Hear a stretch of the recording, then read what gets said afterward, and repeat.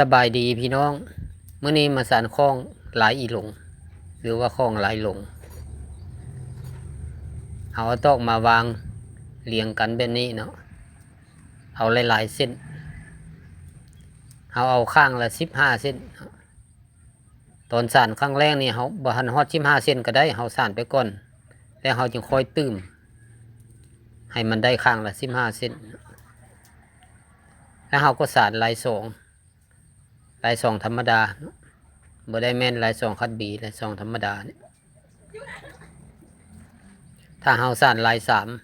3มันจะได้ที่เนาะเราต้องได้จัดเข้าที่ถ้าสานลายคัดมันจะบ่เข้าเลยเนาะสานลาย2นี่พอดีเป็นว่างห่างน้อยนึงนี่เราบ่ได้เอาที่เนาะถ้าเราเอาที่หลายเอาจำกันเลยนี่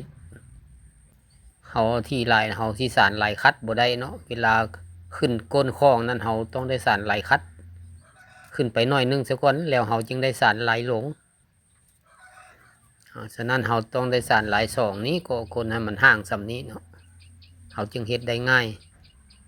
หลังจากเราสานพอข้างละ15 เส้นแล้วเราก็มาใส่ไม้ขัดก้นแล้วก็เริ่มสานเลยตอนแรกนี่เราขึ้นก้นคลองนี้เราต้องได้สานลายคัดก่อนเนาะหรือว่าบางคนจะสานลายลงไปเลยก็ได้เนาะแต่ว่าเพื่อความสวยงามแล้วก็ความแน่นหนานี่เราต้องได้สานลายคัดก่อนหน่อยนึงขึ้นไปจัก5-6 เซนแล้วเราจะค่อยสานลายลงตอนเราสานลายคัดนี่เราก็ใส่ตอก2 เส้นตอกให้มันอ่อนคันตอกบ่อ่อนมันก็สานบ่เข้าเพราะว่ามันเป็นลายคัดนี่ขึ้น1ลง1สานง่ายๆเนาะลายคัดนี่ผู้ใดก็สานเป็นขึ้น1ลง1สานไปแล้วก็หมุนไปนี่สานแล้วก็กดลงจัดตอกเข้าเนาะตอกสานเข้าให้มันจำแต่ใส่แหงหน่อยนึงกดลงให้มันจำสานไปแล้วก็หมุนไปสานขึ้น1ลง1นี่สานง่ายเนาะพี่น้องจุดพิเศษของลายคัดสานง่ายอยู่แล้วแต่ว่าความยากของมันก็คือมันบ่อยากเข้าเนาะจัดบ่อยากเข้าเราต้องได้เฮ็ดตอกอ่อนลายคัดนี่ต้องเป็นตอกอ่อนมันจึงสานเข้านี่สานไปมูนไปแบบนี้พี่น้องสานขึ้นไปเรื่อยๆจนได้ขนาดนี้นี่เราก็คือว่าอยากพอแล้วนี่เนาะเอาซ้ำนี้ก็ได้เนาะหลังจากนี้เราก็เริ่มสานลายลงเลยเนาะเราสิเริ่มบนใดก็ได้ข้างใดก็ได้เริ่มสานไปทางซ้ายก็ได้สานไปทางขวาก็ได้เด้อเอาแต่ถนัดนี่เนาะเอาเสียบบนใดก็ได้ตอกเรานี่เอาลงไปเลยเอาข้างใดก็ได้มดบนใดก็ได้มดเริ่มต้นเริ่มได้เลยขอแต่ให้ข้าม3ลอด3ข้าม3ลอด3เริ่มต้นเราก็ใส่ลงไปข้าม3ลอด3ข้าม3ลอด3ไปเลยข้าม3ลอด3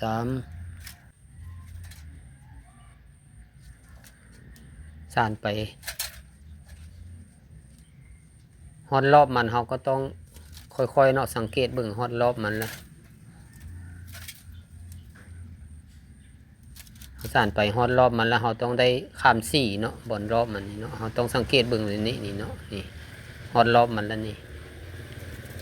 บ่แม่นเราต้องได้ยก4เนาะบ่แม่นข้าม4เราต้องได้ยก4บ่นี้เนาะอันนี้เรายก3เมื่อกี้นี่บ่ถึกนี่เราต้องเอาขึ้นมาอีกตัวนึงนี่นี่เป็นยก4แบบนี้ข้าม3ลอด3มาข้าม3ลอด3มาฮอดบนครบกันนี่เนาะบนรอบมันต้องได้ยก4ถ้าเราข้าม3ลอด3มาฮอดบนครบกันหันมันจะออกหูเก่ามันก็บ่เป็นแล้วเนาะมันก็สานไปจักเทื่อแล้วเราต้องได้ยก4มันจึงออกหูใหม่ไปเส้นนึง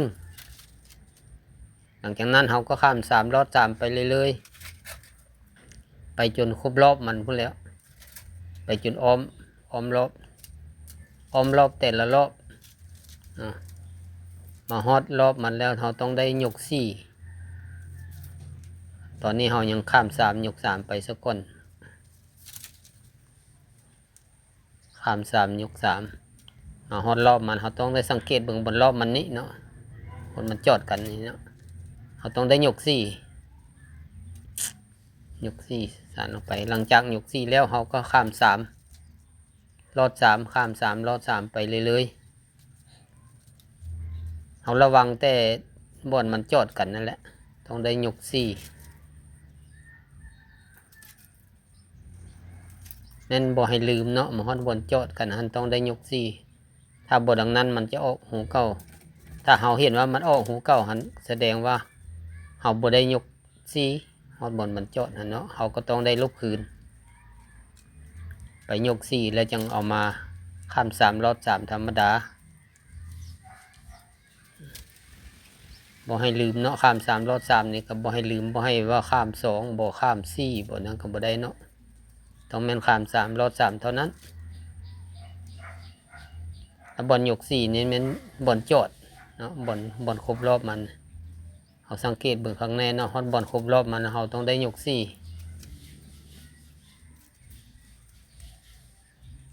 หลังจากยก4แล้วก็ข้าม3ลอด3ไปตลอดไหลลงต้องสานแบบนี้พี่น้องมันบ่คือกับไหล3ธรรมดาอันนี้ไหล3ไหลลงนี่มันต้องฮอดรอบมันต้องได้ยก4หลังจากนั้นก็ข้าม3ยก3ไปเลยๆเนาะตอกสั่งนี่เราต้องเอาห่านคาดให้3เนาะห่านคาดให้3เราเอาข้างละ15เซนนี่ก็ข้างละ15เซน2ข้างก็30เนาะถ้าคูณ4เข้าไปก็60เขาห่านคาดให้3อยู่ดีเนาะอันนี้ถ้าลาย3ดั้งเดิมมันจะให้เศษ2จึงสานถึกเนาะนี่ไหลลงนี่บ่ให้เศษเนาะต้องห่านคาดให้3เท่านั้นนี่ข้าม3ลอด3มาข้าม3ลอด3ข้าม3ลอด3ไปตลอดแบบนี้ลายของมันก็จะได้แบบนี้พี่น้องเป็นสันคันคูไปแบบนี้เนาะไหลลงมันก็งามไปแบบนึง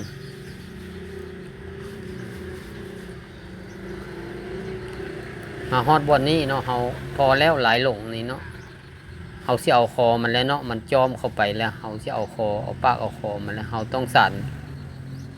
ไผ่กาว3เส้นพี่น้องเขาตอกมาปักลงมานี่บา2เส้นแล้วเขาเอาตอกสั่นลงเส้น1หรือว่าบาว่าง1ก็ได้เนาะบาว่าง1ก็ได้อันนี้เขาเอาตอกไผ่กาว3เส้นลงไปนี่เนาะ3เส้นลงไปแล้วเขาเดินเส้นกลางก่อนเนาะครั้งแรกเขาเดินเส้นกลางก่อนเอาเส้นกลางไปข้าม3ลอด3เอาเส้นกลางไปข้าม3ลอด3ไปทางลุ่มข้าม3ลอด3ไปทางลุ่มแล้วก็เอาเส้นอยู่หลังนี้ข้าม3ลอด3ไปทางเทิงข้าม3ลอด3ไปทางเทิงแบบนี้เอาข้าม3ลอด3ไปทางเทิงมันจะเข้าไปเป็นเส้นกลางเนาะเข้าไปเป็นเส้นกลางแล้วเขาก็เอาเส้นกลางหันสานต่อไปเลยข้าม3ลอด3ไปทางลุ่มเนาะหลังจากนั้นเขากลับมาเอาเส้นอยู่หลังนี้ข้าม3ลอด3ไปทางเทิงนี่แล้วมันจะไปเป็นเส้นกลางแล้วก็เอาข้าม3ลอด3ไปทางลุ่มเอาเส้นกลางหันสานต่อไปเลยข้าม3ลอด3ไปทางลุ่มแล้วก็มาเอาเส้นอยู่หลังนี้ข้าม3ลอด3ไปทางเทิงเนาะมันไปเปลี่ยนเส้นกลางแล้วเขาก็เดินเส้นกลางต่อไปข้าม3ลอด3ไปทางลุ่มแล้วก็เอาเส้นอยู่หลังนี้ข้าม3ลอด3ไปทางเทิงเฮ็ดแบบนี้ไปตลอดพี่น้องนี่เขาก็กดลงให้มันจำกดลงให้มันจำเฮ็ดแบบนี้เพื่อนว่าไผ่กาว3เส้นเฮ็ดไปจนคล้องเขาคอมันน้อยเข้าพอเอาปากคล้องแล้วพอแหวออกแล้วเขาจึงหาแนวมาตึงเขาต้องสั่นแบบนี้ไปเรื่อยๆนี่เนาะเขาสั่นไปได้น้อยพอดีแล้วเขาก็หาคกมาตึงมีบางคนก็เจ้าก็ใส่มือกดค่อยเฮ็ดบ่ได้เนาะต้องได้มีแนวตึงนี่มันจังออกจังรับประกันกว่า เฮาก็ใส่น้ำเลยใกล้เฮาสิม้วนท้ายเนี่ยเฮาต้องใส่น้ำเนาะบ่ใส่น้ำก็ม้วนบ่ได้แล้วมันหักพี่น้องการม้วนก็ม้วนธรรมดาพี่น้องเฮายังสิครอบปากมันอีกเทื่อนึงเฮาม้วนธรรมดาม้วนเน็บธรรมดานี่เนาะในประมาณนี้เราก็เริ่มม้วนเลยม้วนลงมาม้วนนี่ค่อยม้วนบาเส้นม้วนเส้นนึงม้วนเส้นนึงบิดลงมาม้วนแล้วบาเส้นนึงแล้วเอาเส้นต่อไปแล้วบิดลงมาก็นำมันส่วนมันยาวก็หักออกม้วนเน็บเข้าไปแบบนี้เนาะเส้นต่อไปเอาบาเส้นนึงแล้วก็เอาเส้นต่อไปนี่บิดลงมาหักส่วนมันออกแล้วก็เน็บเข้าไปก่อนเฮาจะเน็บเข้าไปหั่นมันเฮาได้ข้าม3เส้นนะข้าม3เส้นก่อนจึงเน็บเข้าไปข้าม3เส้นก่อนจึงเน็บเข้าไปหลังจากนั้นเฮาก็บาเส้นบิดลงมาบาเส้นแล้วก็บิดลงมาแล้วข้าม3เส้นแล้วก็เน็บเข้าไปส่วนของมันนั้นเนาะถ้ามันยาวเฮาก็หักออกบิดลงมาแบบนี้เนาะส่วนมันยาวเฮาก็หักออกแล้วก็เน็บบา3เส้นแล้วก็เน็บเข้าไปอันนี้เป็นม้วนเน็บธรรมดาเนาะม้วนธรรมดาม้วนบาบ่ต้องย่านว่ามันบ่แน่นเนาะเฮายังจะได้ครอบอีกเทื่อนึงมันแน่นดีคือกันเนาะม้วนเน็บเข้าไปแบบนี้อันนี้ม้วนง่ายๆถ้าเฮาม้วนเหรียญเส้นก็ได้อยู่แต่มันเป็นปมใหญ่เนาะเวลาเฮาครอบปากมันสิบ่อันนั้นมันบ่เจ็บมันบ่คักเนาะมันบ่เจ็บปานใดแล้วแต่วิธีเนาะผู้ใดอยากม้วนแบบใดก็มันหลายวิธีของไผของมันอันนี้หลังจากม้วนแล้วเฮาก็ตัดส่วนมันออกนี่จะได้ประมาณนี้พี่น้องหลังจากนี้เฮาก็นำไปครอบปาก